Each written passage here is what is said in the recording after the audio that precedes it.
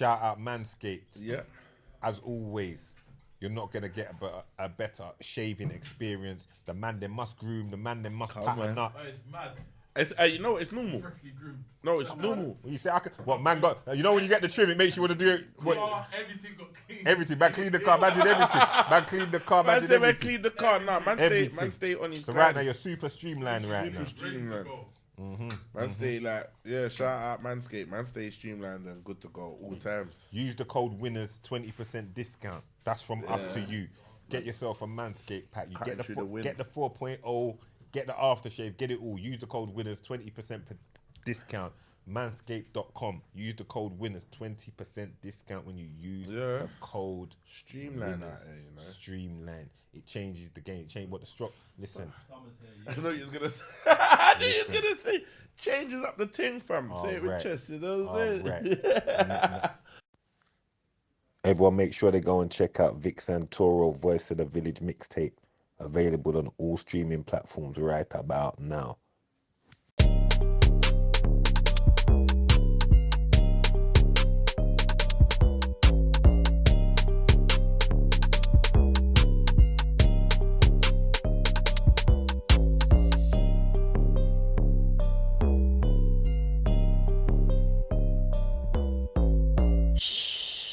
Winners Talking. Winners Talking podcast back for another one. Pound Sterling the Hustler, Big Dougie Doug. Yeah, man. Special guest today, the voice of the village. The voice. One of hometown's own. Come on. I'm happy to have some Lewisham in the building. It makes me feel nice. Makes me feel nice. I'm happy with that. You get me? I'm happy with that. Yeah, happy with that. The man himself, Vic Santoro. What are you saying to me, my guy? I'm here, man. Are you telling me? Yeah, we're there.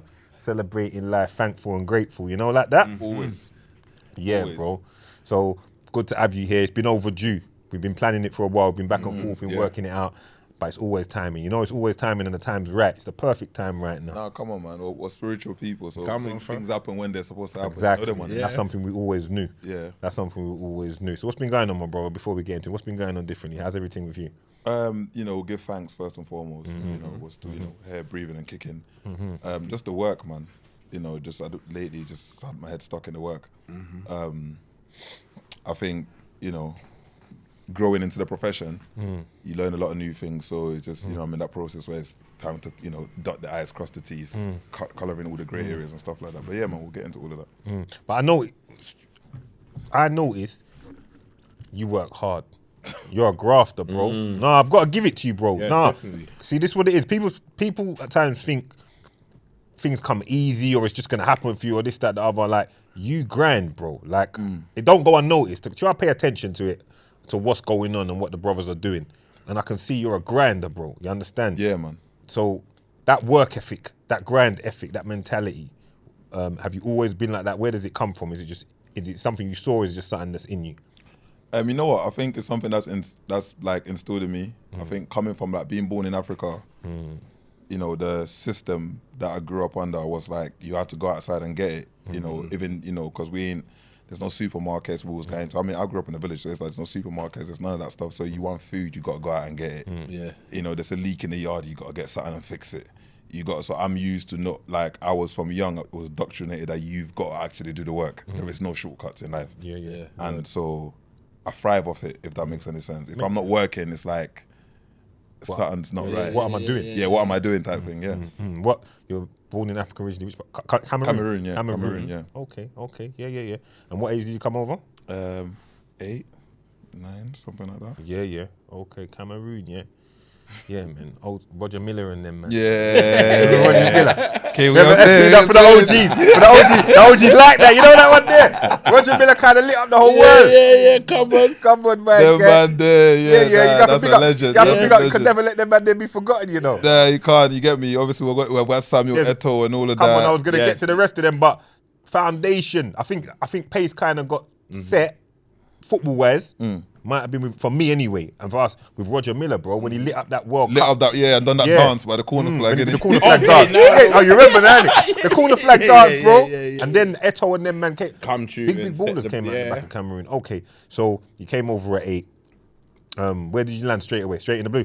Straight in the blue? Yeah, broccoli. Broccoli. straight in Turnham. Broccoli. So it's like straight in Lewisham. Yeah. Okay, so you were there. I knew you was in Broccoli, but I weren't sure if you were there from you. Yeah, straight. Yeah, from the jump, like from Yeah, the jump. Then so Yeah. When different times. You, yeah, come on. Different times. When you first touched down, if you can remember that, I'm sure you can. Like, what did you find? Like, how did you settle in? How did you find it when you first come? You know what, fam? I didn't even know I was coming here. Oh, just like that. Yeah, it's like, I think our generation of parents got this thing where it's like, we'll make the decision for the child and we don't have to necessarily tell you because there's a lack of emotion. Word. I can co-sign that. You get what I'm word. saying? This new shit. Yeah, where, they just stand, man. But I've got to be honest. Sometimes I find myself saying like, if I hear too much deliberating and all that going on with my kids, I'll be like, why are you asking them for when they're children? Yeah, But yeah, then when I yeah, check yeah, it, what you said there's a real point. Children have opinions. Yeah. Children should have a somewhat of a say. You should. Yeah. I'm with you. Generation, You couldn't. You didn't have no- no yeah. say. You have no say. None. All you knew you was catching a flat. That's it. But like, you We're know what, going. It was even worse than that. I swear to you. I came back because I used to go to the arcades a lot, and back home where we never had obviously, you never had the electricity and stuff like that in my yard. So in order to watch films like kung fu films, you'd go out into there were sections where people got their little zinc hut set up. Yeah. Come on. You pay a little coin and go and sit and watch a one kung fu movie. You get what I'm saying? So that was my thing. So I remember just coming back one day, and yeah, my auntie was just there like, yeah, not tomorrow you're coming to the city because I'm in the village. I'm like, oh, sick, lit. Okay, cool, city. Like, right, boom. Left next day, Wednesday, didn't even know what was going on. Get to the city, it's like, oh yeah, by the way, you're going, going London.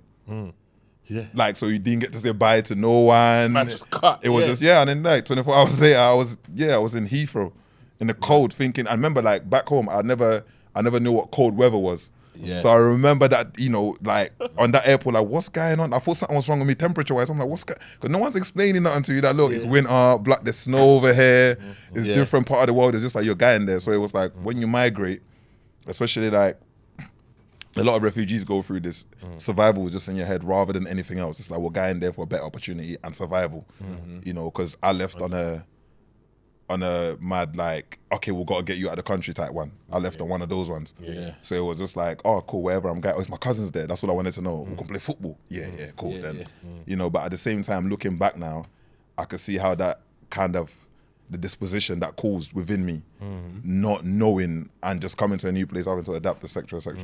Yeah. Word. I don't want to ask you. I know you've spoken on things a lot, and I don't ever like things to be too repetitive for you. So I won't go too much through certain things again and again, because we're going to talk more on the positives and celebrations. But just tell me a little from your perspective, because I think a lot of people want to understand what it's like. Tell them about growing up in Lewisham and what it's like, just as what your experience was like, school, secondary school, and then teenage years, how you found it. What was interesting is like, automatically, I assumed like, because if you look at different demographics, right, how the government sets up places, and I always look at how the ghettos are always set up, right? And when I say the ghetto is the areas that, that there's lack of poverty, the poor in it. So across the world, there's ghettos. They do this thing where it's like, they close the community in. Now back home, we might have to walk a mile or two for school. You get it? And on your way to school, you might find other adventures on your way, etc., etc. But when I came here, it's like, John Stainer Primary School was at the bottom of my road. Hatcham Wood was in the other 2 roads away.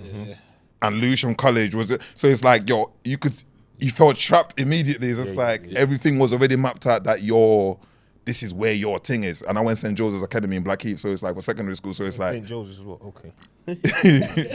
Joseph, man. Green Blazer brothers, you know? Yeah, you know us. Different. Never felt it. And that was another interesting thing, even as a kid, I could clock where it's like, they've kind of put all male school, all gang members all in one school, and then you're not allowed that during lunch, so we're all locked in. So that level of testosterone from a young age, you're already engaging not the right way. Yeah. So I was able to so that was kind of like different for me because I was adventurous back home. Like my nan used to let me wander away and all them things there. Cultural differences are massive because it's the same everywhere, because in Jamaica and wherever, same thing. You're going to have a walk to school, cutting through wherever, and there's a level of freedom at that time to just go out. And venture. Trust. You understand? Like, hey, you're right. Carry on with what you're saying. Yeah, so for me, it was like, oh, right, everything seemed close-knit. And so it was a mindset to adapt to. And also, I think discipline or something I realized didn't obviously exist in the West the way I thought. You know, like things like you're in school, a kid says something to you, I'm thinking I can't just react because the teacher might move to me. So I didn't understand that till I saw someone rude to the teacher and the teacher had it, and it's just like, oh, this is a bit different. So a lot of those things, because when you have like immigrant parents that never went to school over here, they don't know that's how school is. So you're having to, you know, as a refugee, you're having to be in school and kind of pick up these things for yourself and whatnot, and it's really like a really confusing time to find yourself. Your accent's getting laughed at, this, the, and the third, and you're this proud African kid that likes climbing trees and swimming in rivers. Like you think I'm gonna be a hunter, I'm gonna be the sickest hunter around there. Them times you'd get bantered for those exact. Because the man them, I want to climb trees and swim. The man them are gonna banter you. Man, they're gonna banter you. They're gonna banter you. When you said it, I was like, really? You Yeah, the man them The man them are gonna banter you. The man them are too bad. So it was like that, but I think it's the same experience for every, like, you know, especially all the families that migrated over here. Like my generation, I think a lot of similar experience. Whether it was Caribbean or African, I think there was a level of adapting to this new society, this new metropolis that we're living in. So like that in itself was challenging. Yeah, definitely. Well, you definitely conquered it over the years. You grew up. Your dad wasn't around. Nah, my dad went around. My mum went around either. So With your auntie. I lived with my auntie. So when you come from like civil war. It's common. Civil war back home is a very terrible thing, and So families, they didn't get to leave. they wasn't here in the country. Yeah. So everyone kind of works out where we land. You get me? So you might, your mum might, you know, 'cause my mum was in Germany, so she went to Germany, seeked asylum. Dad somewhere else, whatnot, and then it's like, okay, I've landed in England. So it's tragic, but that's just that's just what it is. Mad as well thinking of it like that, like everyone just split out and even having to deal with that mentally and knowing Imagine that one parent's there, the other parent's The there. character of the Yeah, that's what I was saying. Yeah, it shows the character. Yeah, so that's what I came up back to what you originally asked. The work ethic comes from the fact that I've never had no one to do the work for me. It's never been no, you know, you learn to tie your laces yourself. Like, is this how I do it? There's no one there to say, no, this is how you do it. So it's like everything else. So I've kind of become accustomed to that, but yeah. The great Vic, you know. No, I forgive me. No, that's why I just paused for that. You know me already. I have to pause for a minute because when I'm out with man, laughing, joking, we're having a drink, we've all got our stories, bro. You see what I'm trying to say? We've got our stories. That's why You don't know that's how why I had to the stop and say, struggles, no, the great Vic. Yeah, come Because on, a man's overcome. You see what I'm trying to say? Yeah, come on, man. Man landed there without his parents and shit at 8 years old. Yeah. It's real like that, but Real. anyway, moving on now. All right. So boom, we've covered that. Teenage times now. You start bucking the man them. Yeah, man's out here. You start bucking the man them, you're out here. How's that? Who did you like? Newborough. Yeah, I'm saying. Would you say you was a gang member? Or was it just... Because sometimes it's just your friends. Association. Association. That's an association. That's right. Yeah. Or was it just, you know, the man them from up the road? Because at one stage you might... I wouldn't say I was ever in a gang, but you'll have all the man them from ends. We just link up and we're on a corner or we're on a... You know how the thing settled. Really. Yeah, come on, me. No, Lucian was very mobbish in the very mobbish in the old days. Very. Yeah. So a lot of people hear Lewisham and they forget that it's a big borough with a lot of different things going on. So people might think that was the only batch or this was the only. No, Lewisham from the jump from I've been in this country has always had multiple sections of people going on with things. So now I'm from Broccoli, so it's like, you know, the only kind of two main, like the more two prominent groups gang-wise in Lewisham was, you know, the Broccoli youths or the Ghetto Boys or whatever not. Was what the populace was. Obviously there was other man doing their thing. But I'm from Turnham. So Turnham is the other side of Broccoli. It's the jungle, the two cemeteries, one road. You know what I'm saying? So I'm from that side. So we were kind of not separate from the whole borough, but we had our own energy and our own thing. Yeah. You get what I'm trying to say to you? So from early, I wouldn't say I was in a gang. I think it was a village mindset that got cultivated around there. That's right. You get what I'm saying? Because all the estates are all so close together, like, and we're all living there, going through the same separation. So I think it wasn't necessarily a gang, but I think when he came to Turnham, We're gonna there's a personal attachment. Yeah. That's not the same for me for the rest of the borough. If that makes any sense, it's a personal attachment. Makes full sense. You said it basically how I would have said it. Yeah. Like, I know exactly what you mean there. It's just like, this is our section. Yeah. Like you said, you've really been closed into that section Yeah. anyway. So now you've got like a... Because Tony's there, then you might say you got your broccoli bit, then you got your Catford. Yeah, I'm then saying. you got your New Cross. You get what I mean? There's all And different. if you're from Turnham, your nursery school, your primary school, secondary school was all within that. Yeah. So we was always our own. Like I never really like even going to school, like secondary school. When I get to there, that's when the people that we used to have fights with in the weekend, I'm realizing some of you that I'm in school with. Did you get it? So it was like, but really Turnham's we're like our own. You get what I'm saying? So I always, connected and did things, and built relationships with everyone else around the borough. But everyone knows like Turnham was we're just a bit different over there. Yeah, I used to hear your name called in and all of that. You're younger than me, but I used to hear Vic and them man was doing their bits up the road. Yeah, them man was outside. Them man there was outside. During the glory days. Them man there was. Those are the glory days, man. Yeah, I come miss on. the glory days, but yeah, man. Thankfully, man, them can look back and laugh, like that. Yeah. But yeah, all right. Was you always training from then?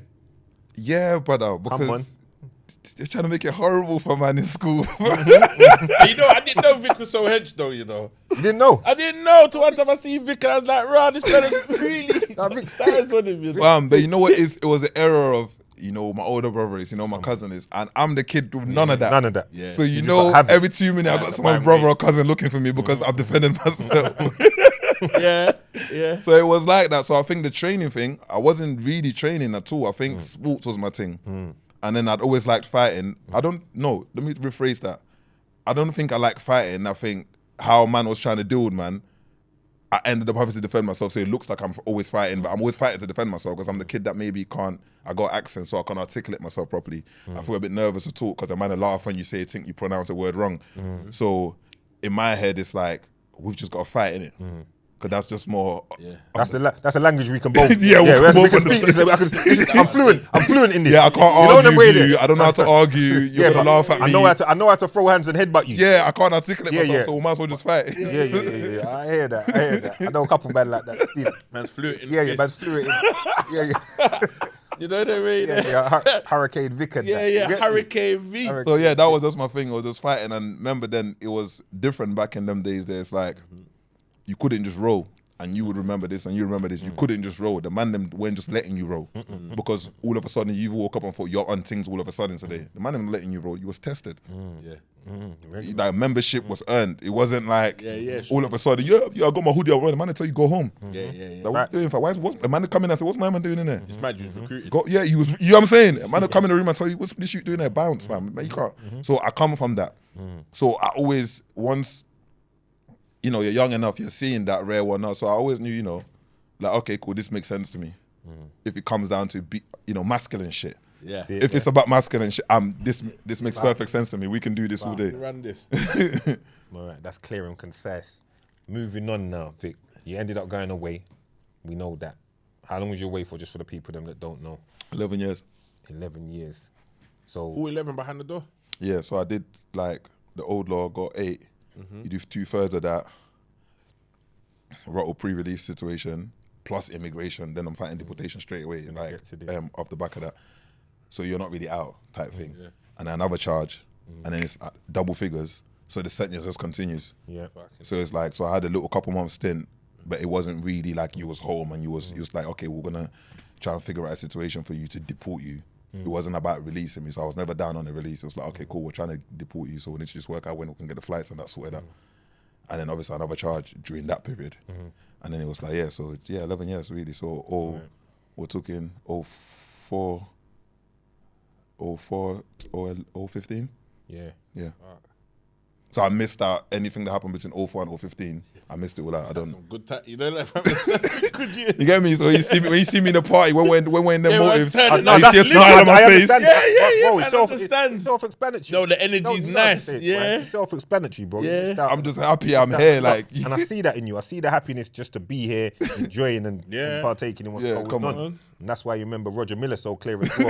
Because 1 minute man was here watching Roger Miller, next minute, next minute, Man was on the TV. he was a youth watching Roger Miller. Next minute, Yeah, I hear you. Yeah, so Mikey. it was mad. So it's like, so I made so between 04 and 015, complete. You know, I'm in the tunnel. I'm in the tunnels in the dungeon, Yeah. fighting the demons. Yeah. We won't go too much into that because it is what it is. You covered it before, bro. We're celebrating what's going on now. But what I will ask you is, how did you keep a positive mindset? Obviously, there'll be times when you didn't feel great, but how did you keep a positive mindset for those that might be in there right now? Shout out all my people that mind the door, free the man them. For those that are in there right now, how did you keep a positive mindset? What did you do while you was in there to get you to this space that you're in now? Obviously, it's not overnight, but what were some of the things that you did personally, mentally and physically, bro? You know what it is? It was about a big part of it. It was time to stop lying to yourself. Like, it's easy to say, like, a lot of people go to the part that kept them strong, but only the truth can keep you strong. You know, and I had to start being honest with myself. And with honesty comes that feeling of like, that feeling you don't resemble, where it's like feeling uncomfortable. So I had to, you know, allow myself to feel uncomfortable and be honest with myself. And to be honest with you, bro, I just got closer to God. Yeah. Because I was conscious enough to be aware that, like, I'm not living right. And I was not one of them people in jails that, you know, blame the system. It's the system's fault. When I went and walked into juvenile, one of my first thoughts was, finally, I'm here. Yeah. I always knew. You knew. Like, there's no way I could live the way I was living and not see this place. So once I was in there, it was just about reprogramming myself and starting to understand the doctrines I've been under. When you're doing a long enough bird, you have time to do that. For the people that do a couple of years and come out, you don't have enough time. Because you have to get beyond the part where you think, you got to get beyond your breaking point and then get past it mentally.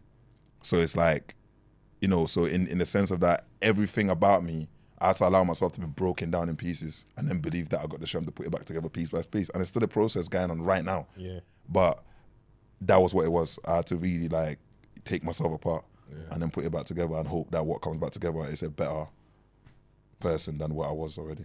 Well, that's clearly worked. All right. You come out now. Did you know you were going to start doing music from... You was already writing bars in there, bare bars. Yeah, so I was doing... Where was you writing there? You look like a man that probably started writing a book and all that in there as well. Or was it too soon for that? You know Vic seems like he's on this. Vic ain't letting nothing pass him, you know? Hella chapters. Vic ain't letting nothing pass him. So the man that would tell you, like, they used to call my cell the office. See? Yeah. How did I know? Yeah, Yeah, the man that would tell you they used to call my cell the office, and anyone that was in the walk or any walk with me, they'll tell you, all my man talk. Like, I tried to be in prison physically, but let my mind live outside. Yeah. So that was just my whole thing. Where you're in there with me, like, why you keep talking about, you're not going home for another 6 years, fam. You know, like, but for me, it's like, nah, I'm going home soon. Yeah. It was always like, I'm going home soon. Like, I say in one of my songs, like, you know, my thing's different. I can really see the gate for my cell. I can sit in my cell, close my eyes and see those gates, me walking out of it. So I never lost sight of that. It was never like, this is over for me. Like, I'm going to be at, so my cell was called The Office, and I think music was always a part of what I did. You know, before going to prison, everyone from all them open mics, Albany in Deptford, that was me, killing it. Adventure Playground, me. Woodpecker, like, that was me. I was rapping from then when I was just watching what your generation was doing. You get what I'm saying to you? When man saying, why are you rapping? You know what I'm saying? So I've been rapping from then. So you was rapping from them times when I was 100%, bro. Oh, you're ahead of your time then. Yeah. So when you did Fresh, you was like the first, like, out of the older lot, your generation, the first one I seen that, remember this, I might be running around doing badness, but really I want to do music. I believe in something that nobody believes in. Yeah, so seeing something. So when I see you do that, I'm like, see, this is what I told you, man. This thing, I told you, man. I'm just doing it. Look, I told you, man. And listen to the thing, it slaps. So, but those are my moments where those things are adding on to, like, I'm definitely gonna do this. And I think when I went jail, I just done a video, Channel U, 04, bam, Streets of Broccoli, you know, you know, and I never got to see the video, basically. I saw the video. I'm sure I did. Yeah. Because I remember the man them coming to tell me about it. Yeah. Seeing it. It was a moment and the end. You went around. It was a big moment in the end. I wasn't even... Lex come and said about, you know about this Vic Santoro you? I said, yeah, I heard his name calling still. A couple of the man them showed me. And then I saw the video, yeah, I remember. But I didn't know you weren't around. Bro, you know what is power of words for any of the young ones listening? I said in my first 2 lines, yo, I can't think straight. My brain's all clogged up. By the time you hear this bar, I'll probably be locked up. Yeah, careful what you say. Careful what you say. Words are powerful. Careful. Big- So I was. So when big it's things out into and the existence. noise is being made, I'm buried in a cell somewhere. I'm just like, Yeah. and then at that point you realize you dropped the ball Yeah. because people are talking about something you really wanted to do now. It's like, oh my gosh, imagine if I was out, I could have. No. Was you feeling the buzz from inside jail, like the response from? Yeah, no, it's like, yeah, it was bittersweet. Of course. I just got a mad bird, so it's like, is anyone gonna? In some ways, it's gonna make it even harder for you, brother. It's gonna make it harder for you. For a long period in jail, it's funny. I heard you talking about the episode. It quite touched me when you're talking about your brother, about not listening to music. Bro, I swear to you, for years in jail, I didn't listen to music. Yeah. I just couldn't. Pain. It just reminded me of something I've thrown away. You know when you know something's in you. I don't know. That might be the same with a footballer that didn't go all the way. You get what I'm saying to you, like, and decided to do something else. Like, music was painful to hear. I didn't want to hear radio. I didn't want to hear none of that. Yeah. So it was just, but eventually, after some years, I was able to, I don't know, do enough therapy to reconnect to myself and my purpose, and I got back to it. Yeah. You do a lot of gigs. You do a lot of shows. A lot of shows. No, on the level. You do a lot of shows. That's why I say you put the hours in. Yeah, facts. You put your hours in, bro. Like, you do a lot of shows. You do the hard work. You do the leg work. I see you doing a lot of shows. I see you shut down a couple shows. Was it? Oh, did you do O2? Yeah, I did. Islington. I did Islington for my And headline. you did it again the other day with Rick. I did Academy. Yeah, I opened up for Rick Ross. Opened up for Rick Ross. Them way there, you know. Things there. Come on, voice of the village and that. Bro. Come on, voice of the village. Let's talk that voice of the village. And I co-sign it. I co-sign it because you're talking the thing. When did you come with that mantra first, bro? Look out for the new project. Yeah, I got a project. Obviously, I got a project coming soon, October the 19th. Let them know. Voice of the Village. That's right. So yeah, make sure you look out for that. That's about to be problematic. So basically, it's kind of hard to talk about it without it being personal. Like, I've always been the person amongst my brethren where it's like, when like you go through madnesses when you're younger, and then one day when you assess the madness, you realize that every time you get in the madness, because you're defending someone else. Yeah. And it's never because you're getting, like, you don't know how to deal with people or you've got bad habits. You know what I'm saying to you? So I was that you. When you do a sentence long enough and you start to decipher the path or the decisions and how you got to where you got, you start to understand deeper doctrines of the streets that you may have not considered. And once you really start to look at the truth of it, the lack of guidance thing hits you, right? Because it's like, I'm a 16-year-old youth that wants money, but I know I'm displaying other skill sets.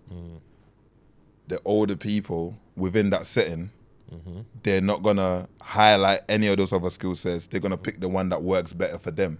Yeah. Right? And that's a system a lot of young people go through, and I get that's how the streets work. So I'd seen many people go to jail before, come out after a bird, and how do you handle that? How do you give that information across? And one of the things I did when I was in jail, I realized the road was over for me. Yeah. I knew that in jail. I didn't have to come on road to, like, I knew that was over for me. So for me, it was about how do I represent from this point onwards? And how do you represent when you don't even know how to represent that type of way because you're not used to it? But one of the things I was keen on is like, okay, cool, well, all this trauma I've been through or whatever not, I have a right to keep it truthful. Someone ain't asked me how was jail. There's no glory story in it. I will tell you the dark nights of it. Like, I will give you the reality of it, the vulnerable side of it. So for me, I felt like the voice of the village thing as well. It's like it takes a village to raise a child. Yeah. And I really believe in that concept. And we come from environments where, as black people especially, we suffer in silence. There's an essence of feeling voiceless. And sometimes even when you think something, you don't necessarily feel confident just saying it out loud. You don't want to be the first person saying it. There's also that thing as well. And I'm at a place where it was just like, you know what, like, I can lay myself bare in the sense of like, I've got no skeletons I'm hiding. I've got no rocks I'm worried about someone overturning and finding something. So I'm going to just try and keep it as truthful as possible. Word. And hopefully that truth resonates with the people coming after me. Because my thing is I'm not trying to tell no one what to do. All I'm saying is this is what I've done and that's how it went for me. Yeah. And it's up to you to pick from that or don't. You get what I'm saying to you? So the voice of the village is a deep thing for me because I feel like, especially coming my past back home, especially how Turnham is set up, like, and I don't say this lightly, you couldn't find one young person in Turnham in any generation, like I said to you, Vic's ever asked me to risk my freedom or my life for him. That's right. and I've been doing I was doing my thing for a minute. So it's not a sentiment. I've always believed in that. I'm chill. Forget it. Like, I've got this. You know, and as a religious person as well, I don't want to be responsible for your sins. Let them know. If I'm gonna do the sin, I'll be responsible for me. I don't want to have to answer for you, because I really believe that's what it comes down to. So yeah, man. So that's what Voice of the Village is about. It's about. I get it, and I can relate to it, and I respect it. I can relate to a lot of the things you're saying. I'd put it akin to when I say I know my position. Brother, you said it the other day, and I said how you broke it down. And how you got to that point, I was like, oh my gosh, it resonated with me so much. I'm like, that's where I am. It's literally that. Getting to a point in my life where I'm like, you know what? I know what position I'm supposed to be playing. And it's time to stop doing all the other, purpose. Yes. Purpose. And it's not easy to stay on purpose. It's not easy. It's been one of my hardest. The transition was harder for me than anything. It's just like, because I'm trying to stick to my purpose. And it's hard because you know your purpose. Everyone may not know it. So sometimes, especially now we're living in the public eye. That's right. You have to deal with everybody else's opinions. Yeah, trust me. Yeah. You know what I'm saying? Do to it all, Yeah. But once you know your purpose, it's harder to derail you. Yeah, 100%. Facts. It's just harder to derail you. Like, I see right now for me, it's like trying to derail me is a waste of time. It's just I'm so in tune with what I'm supposed to be on this earth doing as a human being, as someone that's alive and breathing. That it's hard to even pull me away from what I'm doing or to distract me. Like, and we talk about like vibrations. I'm just vibrating higher because and I understand, and I can also assess my lower self when it presents itself. I could be like, oh, that's the lower vibration side of me. So where I know the difference, I'm either gonna you got to meet me upstairs now. That's right. If you're operating down there with your vibrations, you're never gonna see me down there with you vibrating. You got to meet me up here. Yeah, 100. But yeah, 100. No, fully. One of the things you spoke on recently, as the voice of the village and knowing your position, you spoke out very well, very eloquently and clearly on record labels. After Hardy Caprio spoke on his situation, you spoke out very clearly on some thoughts about the treatment record labels give to boys, girls from certain environments, and how you felt things that they should take into consideration. I know it came from the heart, so at the time you said it off the cuff, but I'd like for you to just, if possible, just give some of your thoughts on that now, as far as what you were saying at the time and what you think they could do more, because it's a tough. Yeah, no, definitely. I think, bro, like, this is culture, right? It's not a coincidence you've got this podcast and it's successful. It's not a coincidence you're sitting there and your opinion is valid. This is all not a coincidence. This is culture, which belongs to us, effectively. That's all of us as creatives, whether you're behind the camera, in front of the camera, or putting the culture on the forefront and representing. Yes. I feel like when you get to the business element of it and monetizing it, anyone that's from the outside looking in, that's the first thing they look at. I get it. You're not from our thing, so the money is what makes sense to you first. I'm just saying, when you walk in the door, I beg you wipe your shoes at the door, though. When you come in the yard, wipe your shoes at the door. Not everybody's happy with you making mud. I'm not speaking metaphorically now. What you can't do is come here with mud on your shoes, leave mud everywhere, stain up all the walls, foot on the table, and then get your drink, get your food, and then leave. And then we have to clean it up. So if I put that in layman terms, I feel like there is a duty of care. Okay, let's simplify it, take away artists, let's look at business. If you have a business, it's within us. We all have businesses in it. It's within your interest to protect your business. 100%. To have your business in the best place. So if you had a business where you was concerned just about, for example, what the incoming was, and you didn't care about stuff like hygiene, your business will get shut down. That's right. There are processes. But whereas with the music industry, where there's no sort of written constitution, it's almost like we can do what we want. And I think that's where the danger is. So when I'm looking at now, I have a lot of good friends in the majors, like decision makers. And I have these conversations with them, from all of them, and I say the same thing. The culture is in. We are showing and displaying how we're able to carry the culture from different areas, right? So when we go all the way to that infrastructure where they're signing artists and monetizing at such a high level, I just think their mental health has to be taken into account if you're actually listening to this music that you're monetizing of. Otherwise, it just tells me you're exploiting. Do you get what I'm trying to say to you? So when he's done, you're exploiting, because I've seen many examples for example, people have spoken about it before, where artists get money put in their personal accounts. The tax comes in, they think the labels bump them. Nobody told them, actually, bro, not the personal account, it's going to business one. Now they're going to tell you, no, you should have got a lawyer. But it's no, that's not the point. Yeah. That's not the point. We're in business. You get what I'm saying to you? And every artist that's with an agreement with any type of label, you're a brand, you're a business. Forget that you're just a name. So I know that might be the name your friends call you at school, but that's not what this is no more. You're a business. And I feel like there should be more due care given to, you know, these artists, especially like the ones that are monetizing at such a high rate. And now put that aside, we're looking at what's needed. Now I'm a solution-based thinker. I'm looking around the industry. I'm looking at representation of individuals that have lived experience that would benefit. And I'm looking at, I even looked at the American system. I said, okay, cool, let me look at over there.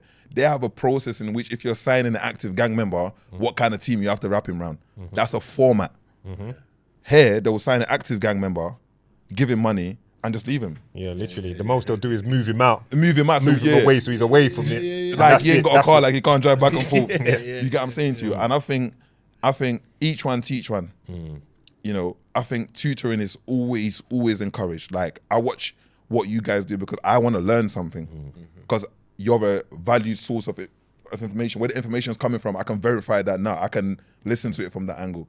And I think it'll be the same thing with the artists. Yeah. Say, for example, the experiences you guys have got. I feel like there is somebody in some of these offices pocketing a consultant salary to consult with the artist, but they don't come from my world. So I'm an advocate of like, hold on, why is Pound should get that money? Yeah. Tricky should get that money. And it's not even about the money, it's about these lived No, experiences. We are the survivors. That's the fact. Literally. We are the survivors of this stuff that you're not hearing about. So that's the fact. So it's like, why not put a man in position to further guide, to further direct? And I think it will make the labels more money in turn, and it will make the artists better businessmen and better people because you got that guidance. Because you got to remember, if you're the breadwinner amongst your circle and you've got the most, no one ain't really telling you anything. We'll see how it goes. The rapper, you got the most money, man ain't around you really telling you nothing. You need consultants as a profession, a man that's gonna look past your Richard Mill, look past your bust down, look past the chains and whatever car you got and tell you, yo, brother, you need to slow down. What's your soul saying? What's your soul saying? What's going on? You're making, you need man that can look past that. That's not going to be enticed by that. And the only people that can do that is the people that live experience. Because again, from the street, you come on, man's seen it all, done it. Man's seen every scenario that could possibly happen. Everything. And every So outcome. I feel like there's an incentive in doing that rather than this fast food system where they've got it like, well, as soon as he messes up, we'll get another one. Yeah, but that's all it is. You know, that's literally what it comes down to. They don't care enough because as far as they're concerned, we're gonna squeeze all the juice we can out of this one, and then we'll bring the next one along, move that one onto the next one. It's a conveyor belt, and there's not the care there. They haven't got the long-term thing. They just want to get as much as they can in a small period of time.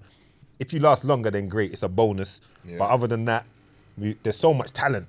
We've got so much talent in our communities. They're basically just picking There's so out. much, you know, and it's the anxiety what people are dealing with, because success is a whole different type of thing as well. Like dealing with high level success, you know, the monetary element of it, right? So it's like, I feel like the guidance is needed, man. I think from lived experiences, and I think from what I speak to, from the MDs to whoever else, they know the service is needed.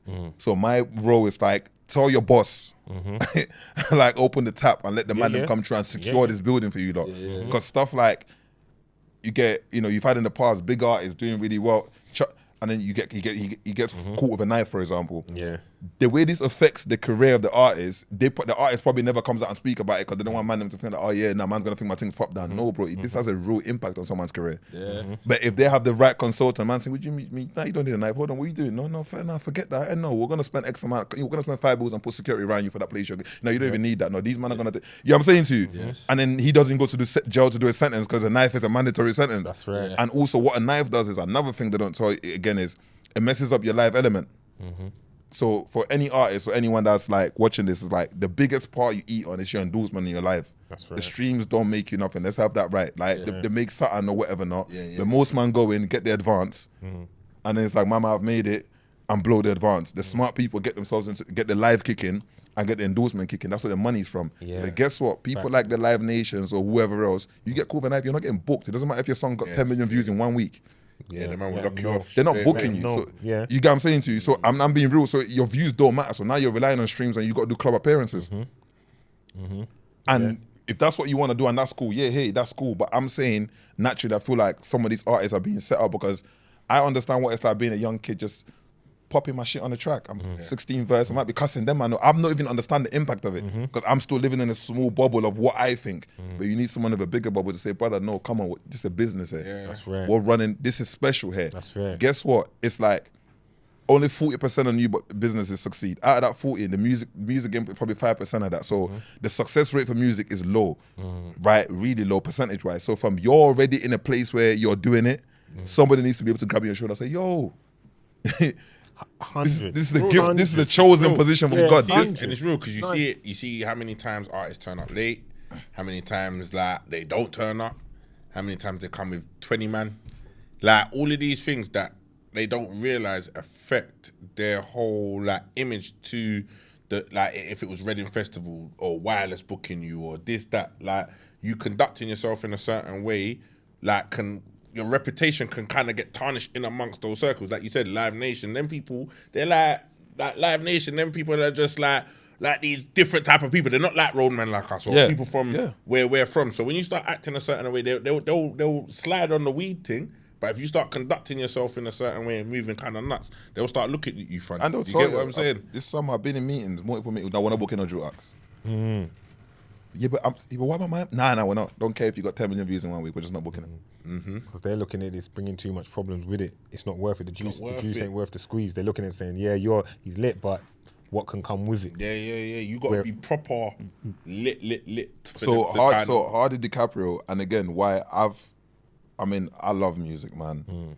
I think one of the key things about me with this, I hold this music industry personal to my heart. Like, and I love music. I love the growth of it because as far as I'm concerned, I was saying the genesis when this was not even existing. You get what I'm trying to say to you? From you talking certain things, you was. You get what I'm saying? I remember, listening to this piece by my side, looking to get a piece of the pie. So come in peace or draw your piece or please reach for the sky. That's Kalashnikov. Like, I'm sitting at home like, yo, I'm losing my mind. Cancel the state of mind, skinny man. I'm losing my mind. This is before none of this, before there was even an industry. You see the fact there is, I'm always walking in the room like, oh my gosh, oh my God. So I'm excited. Yeah. Like I'm a fan before the artists and everything else. You know what I'm saying to you? So Trust me. a kid like, young person like Hardy, I look at you as a superstar. And I've been watching what's been going on for you. Look at you, superstar, come on, it's like, and you still got so much to give.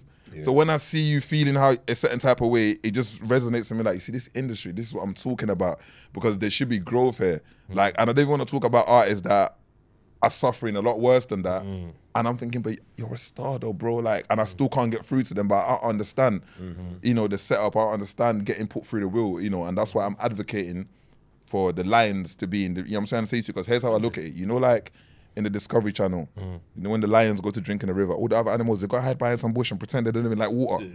Hide, look. The lion's gone yet. And then they come out and drink. Industry needs that same effect. Because a man like you is going to be in the room and go, yeah, nah, it don't make sense. Well, what's my man guy? Was he booked out? Nah, he's not going there like that. That's loose. Why would you let him go there like that? So you need the lions in the room. 100. So that the hyenas are not pretending to be us. That's real. You get it? Because you be able to hold that, because we come, I'm saying to you, so it's like, I'm advocating for that, because I feel like we're all, the game getting given that, the transition, the healing. We do it off the record anyway. I tell all the man them, I take an advisory role with enough of the man them just because. Hit me.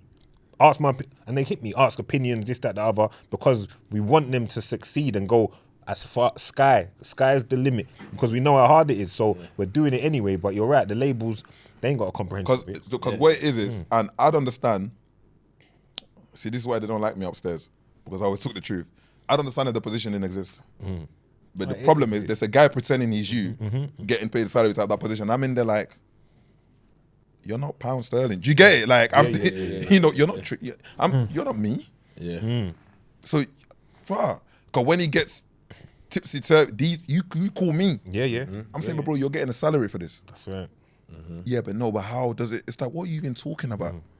You get what I'm saying to you? So there's an idea of appropriating the culture, like people coming from outside coming in. That's a whole other conversation. However, I just feel like the way the man them has been displaying stuff and carrying stuff, I'm just shouting to the guys. I'm so like, oh, you lot, you see what the man them's going on with? You get what I'm trying to say to you? Make it correct before one of these days here, the man them set up a consultancy agency, Yeah, and they- that's not even available for you lot no more. Yeah. That's a wrap. Yeah. That's a wrap. You get me? wrap So up the that's whole and so I think I believe in guidance. I believe in OGs in the sense of like getting knowledge. I believe in that system. I come up from the respect your elders, and I believe the elders have something to offer. 100%. No, that was well put. All right, moving on from that, Vic. Hurricane Vic. Nobody wanted them hands. Nobody wanted that. I don't know. See, to me, outside looking in, it was like the man that no one didn't really want it. Yeah. Vic was putting nigga. I was watching. I was saying, Vic's got this man under pressure. Yeah. I will hit Vic at one point. I said, Vic, stop posting these videos. Crazy, He bro. did. I said, they're not gonna fight you, bro. Yeah, If you yeah, keep yeah, posting these videos, yeah, why yeah. are they gonna fight you, bro? Yeah. Man's doing a madness. in the gym. Yeah. They're lifting up the whole gym. Then Yeah. you're gonna do some burpees and I said, Vic, they're not gonna fight you. Yeah, you did say that. Yeah, You're man, right. You did man say- ran them off still, yeah. You're scaring them off, Because bro. man had chat. I remember Wicked and Bad 4, was it 3? I don't know which one it When you was but- outside with man, the man had Brother. chat, but it never. Brother, before all of that, there was chat in and then chat was just fading. Yeah. Fading. I said, nah, they don't. But you know what? You know what it is? That these man need to all stop panicking. That's what it is. That's what it is. It's just a fight. Yeah. It's just a fight. It's not. You know, some people think of a fight and they think something mad. It's like I don't really. For me, a fight is just like a normal day. Yeah. Situation. I think it was going to be you and Jay Spades at first. I was watching the way he was handling the whole thing, and I thought, yeah, typical ends, man. Typical ends, man.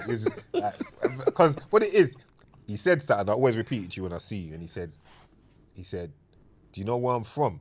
Where I'm from." What's the number one guy from our end known for, bro? I remember you said that. I said we had to have hands, bro. Like you had, and it was so mandatory. Yeah. It was Lucian, hands was mandatory. Bro, brother, south for that river, it was mandatory, fam. Man, them might put down a machine and have a scuff. Another bro. scuff. It was I'm that not joking, real. no. No It was joke, that bro. real. Like, you know what? Yeah, I cool. Say that. One on one. Yeah. Come on, one day respect Man, see the some of right the best way. one-on-one fights, fam. Literally, Fam. bro. The best. You want your respect the right way. Literally, You know, bro. so I think, but you know what it is, even with the fighting thing, it's just I don't. You know what's so crazy? It became such a topic in my career, but it's like I don't actually care about it. I can tell. Yeah. But that's the best way. That's the best way. I don't. It's not. I don't care about proving to anyone I can fight. I have no intention. Like my daughter just got a GCSE results today. I'm in a different space in my life. I have no intention of or need or want to prove that I I'd can look at fight. it as just okay. What you gonna a bag for that? Okay, cool. You know the wickedest thing, because a lot of people forget it wrong. My friend, good brother of mine, up, peas white, gone, rang me and said, I want to do a thing. I want to put 100 on it. I think I remember you saying This is my actual brethren. So this is not, man didn't get into this fight thing because something random happened. Yeah. My actual brethren for me, I said, yo, boom, da-da-da-da-da. Oh yeah, boom, I want to put a thing on it. You got a platform, da-da-da-da, can we make it happen? You get what I'm trying to say to you? And that's my guy, we done bird together and everything. I'm like, yo, like, and like a proper brother that used to cut my hair in jail. You know the ones there? It's like, yo, like, okay, what, you're the one buying it? Okay, cool, because I'm on a members only thing. yeah. I'm not on a KKK random people stuff. Yeah. So this was a sworn member that said to me, yo, you're doing it. Oh, what? And it was supposed to be private. Someone's garden will set up the ring in there. It was some big boy thing, underworld. You know what I'm saying? Mafioso stuff. Yeah. You get me? It wasn't regular. There wouldn't be no Sky Sports Street for it. Yeah, no, fuck all of that. You get me? So that was the only reason it was enticing to me at that moment to put it together, because my brother wanted to do something and I thought it was a good idea and it made sense for us. Where that didn't transpire, I have no other intention of trying to do it. No. Because, again, sometimes you get caught up in the circus and people forget what it really 100%. is. 100%. So it's like, so I'm not really trying to put myself in no circus position and man get me confused for, you know what I'm saying? That's right. That's right. Don't let people get it twisted. Yeah. You're spot on. So I'm just not like, obviously, but if someone calls and say they got X amount, then and it makes sense, Other than yeah, that, cool, I let's hear you. shake. It's just another I hear day for me. But other than that, I have no plans on, because every time people see me, when you having a fight, when you No having way. a fight. But people want to be people on bullshit at times where they just want to see madness, see man get boxed, man box man. Like it's not that. And Like, the if myth it as makes well, sense- yeah, sorry to cut you off, the Oh, myth my as brother. well of what you're saying about why don't people want it is because a lot of men are talking this fighting thing and they're talking about some old works in school or whatever not. But artists themselves can confirm, I've been somewhere and I see him just night nurse something, one tap. So that's where it comes from. It's like, it's not he say, she say. Man, I've been there, so I've been in an event and I see my man one tap and something fell asleep. So that's where it comes from, where man just, so man's over reading into the situation. But really, maybe my man didn't have a good joy. You never, listen, You never know. You never know. It could be. So it doesn't mean I'm like the greatest fighter ever. It's just like man, them just overthinking it. Like it's just like, bro, we can get in the ring and scrap. I could lose as well. Yeah. Like it doesn't actually matter. Like I wouldn't even take it personal. That's how mad it is. I'd be like, oh, I swear that my man done me sick. Like okay, life. cool. You know them ones. Win some, lose some. All right. Talk to me about acting, because I see, like, I've seen you in a few bits, and I know you said you're taking it serious. You're doing classes in that as well. See, Yeah, bro, man. dedication to the craft. Acting was like that's like, it's like a funny thing for me, man. It's like I never thought about acting, bro. I swear to you, I never thought about acting. And the first thing I did on screen wise, I ended up on the stage at the Baftas. Yeah, come on. You get what I'm saying? So I'm a prayerful man. So when God does them type of moves, you know, them ones you never expect, I look at him, I have to page God like, yo, are you trying to tell me? Are you trying to send me? Are you trying to tell me something there that I don't? Okay, let's see how this part. And there was another film, then another film. Then I produced a documentary with BBC. So I'm like, hold on a minute, are you? And I'm looking at God like, because I'm on it. Yeah. If you tell me this is gonna work, we can do this. You get what I'm trying to say to you, but it took me long to understand after a bunch of film festivals and a bunch of stuff to understand that, yo, bro, like this is part of your purpose as well. how Otherwise, did you feel? Because we're not gonna skip past it. We're gonna address it. How did you feel from the cell, from the dungeons to the Baftas on the stage with the team collecting the awards in that moment? BAFTA, you know. yeah, the Baftas, that was mad. So basically, when a couple things leading up to it, so like, shout out Garden Production, they do like 24-hour and A&E and all of that. So I was doing the talks in the prison. That's how they got hold of me. But I couldn't understand what they're trying to do. So when God's doing stuff, that's why I was a prayerful man. Don't question God, just go with the opportunity. So I'm thinking, why do you want a documentary? You get me? When we done it now, I'm just thinking, is that another thing that we do? Now, BBC was Garden Production under BBC. BBC don't pay appearance fees, right? They have a different word for it. It's just so that it doesn't have to show up like an appearance fee. They don't pay an official appearance fee, but you get paid through another terminology, right? Cool. Especially for me, they have to do some next stuff, but cool. Anyway, so when we did that, for me, I'm looking at it like, okay, cool, good opportunity, you know, narrating, you know, the community, you know, acting and stuff. I didn't even think nothing of it. Like, not like, I thought it was powerful within the people I did it with, you know, and met all the different families and that, but I didn't think nothing of it. I just cracked on like it was, because this industry is like, when you're trying to get to your goal, bro, like, it's just one thing after the other, you get it. Yeah. And at some point, you get, in the beginning stages, like, oh my gosh, this is happening, oh my gosh, and eventually you're just like, oh yeah, this is sick, thank God, and you just move on with it. So that's the space I was in. So even when the nominees came out, and then I got, because you have, so in case anyone don't know, before films go to festival or anything like that, cinema, they have to go through the festivals. The film festivals get everything first.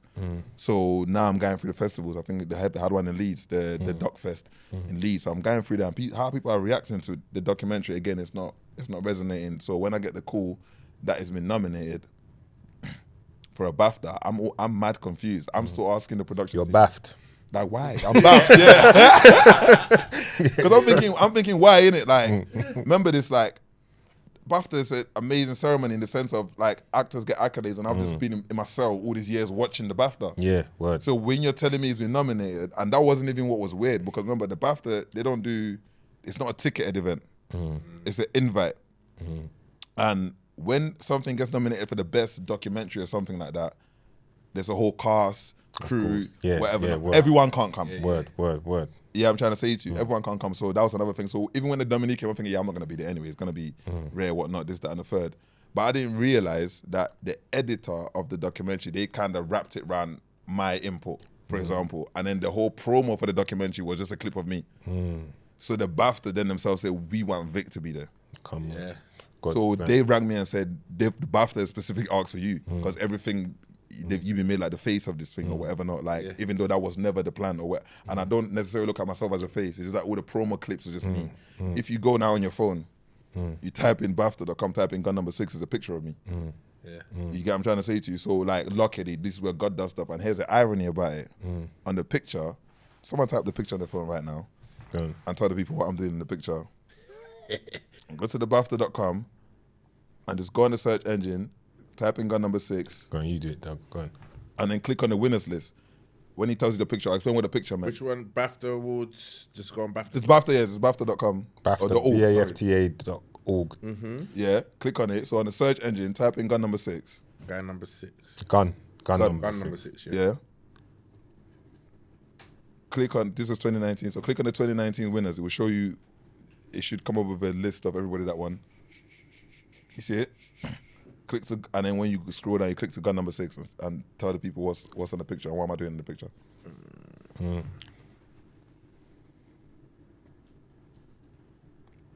While he's doing that. So basically, Yeah. While he did that. while he's doing that, so basically, so the thing was, God has a way of doing things. So this was another moment. That picture let me know, okay, God has come, moments where he's having a laugh. So in terms of like just letting you know that like I know more than you do, you don't know more than me. So that was like a real moment for me when that's happened. And then I'm there now. And like you said, remember I'm on license, bro. Fighting deportation. Yeah. But I'm a nominee in the Baftas. You get what I'm trying to say to you. And where I'm there, I'm the representation of the documentary at that day. Yeah. Yeah. I'm gonna slam me on. What am I doing in that picture? What you want me to actually say? Yeah, tell them what I'm doing in the picture. Man's holding a machine. Exactly. Holding I a was like, machine. Now check it out. I was in jail for possession of firearm with intent Yeah. on joint enterprise. So I was never actually caught with a gun. Bro, that is a fucking. Serious things. Yeah. I was never actually caught with a gun. Check it out. You see that picture there? If I posted that on my Instagram, my probation would I recall. was gonna say that to you. That's why I asked you. Do you want me to say it first? Yeah, the probation would recall me, but you see how God works? Yeah. Come That is the picture Yeah. of gun number 6, me with holding a machine in my hand. Yeah, mad. There's purpose tied in things. So, but yeah, so I mean, for me, it was a weird experience, bro. You know what's so mad? You know how we like, because when you do the BAFTA ceremony, you go onto the when you go to do the BAFTA ceremony, they have like a dinner afterwards. This is the part nobody sees, bro. After the ceremony, I first my anxiety was playing up so much I caught a cab and went home. Yeah. I just couldn't, because I'm in there now and it's Doctor Strange is coming up to me saying, yo, that was a sick doc, and this one, and Ant and Dec, and Benedict Cumberbatch. Benedict Cumberbatch. I got the picture standing next to me and him holding the BAFTA. Mad, mate. You know the man's there, where you gonna say?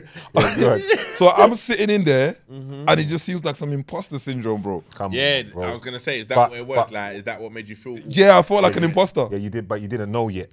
You didn't know yet it was your calling, but you didn't know. I yet. didn't understand. You It's didn't like understand. I'm there, I'm with you. and Dec, this one, that one. I'm standing next to my girl from Killing Eve. Yeah. Well done, commissioners at Channel 4. Like, oh yeah, oh my gosh, I watched it. That was so. I'm like, you watched it. Yeah. So it felt too much Everyone, for me. make sure you go and take that in. If you haven't seen God, it yeah, already, gun number gun 6. Go Go take watch that it. in. I just got a cab and I went home, bro. Yeah. I don't blame you, bro. I just couldn't.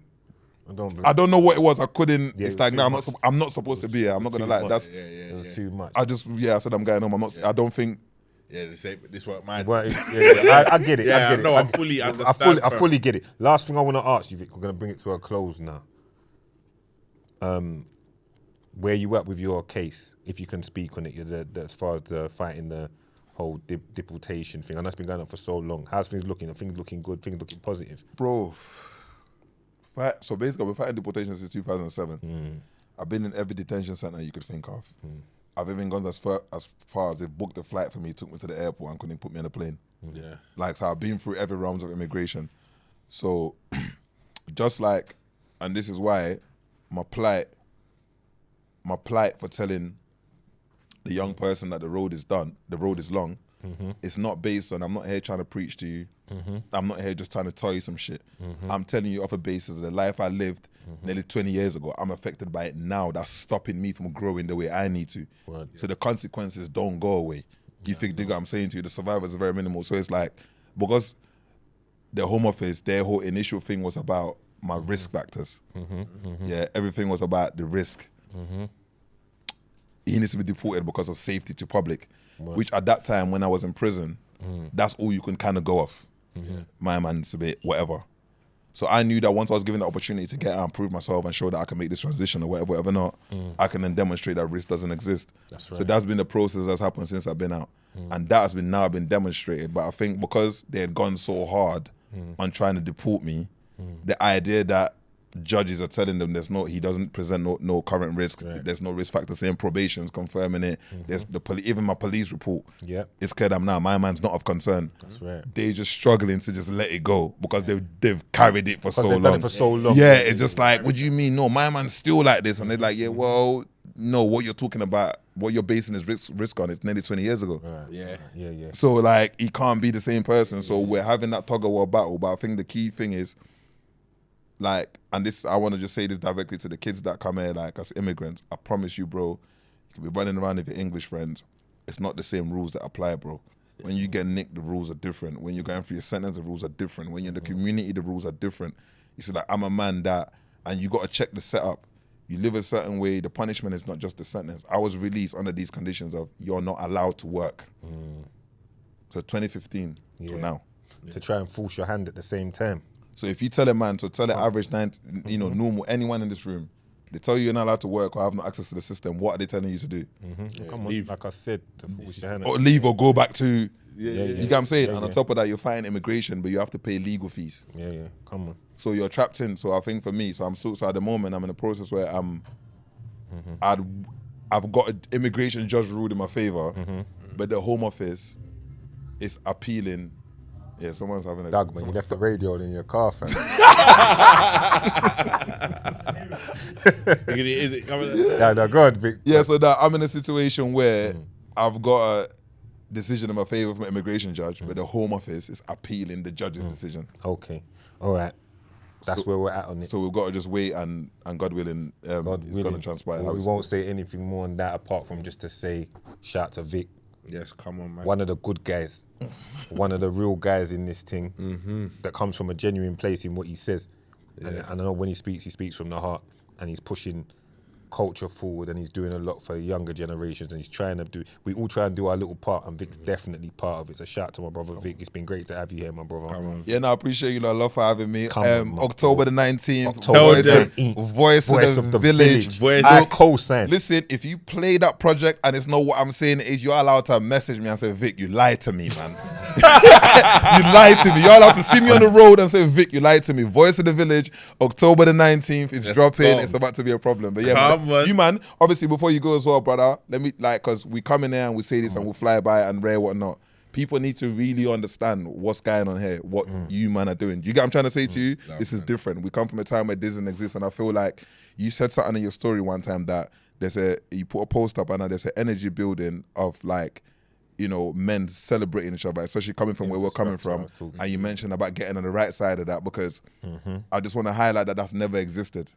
Us being in the room like that, celebrating each other. And I can't explain to people how comfortable those settings feel and how you leave feeling fulfilled and celebrated. It means everything. So in the same breath, what you guys are doing, bro, you say you know the position you're playing, my bro. The position you that are playing is perfectly getting played. Yeah, and it's very important. And things like that. I will let my son watch this podcast. Yeah. Because I'm like, listen to them, man, because you might think dad just say stuff. Yeah. You know? So big up to you, man. Every time, my bro. We're out. All right, cool. Stat!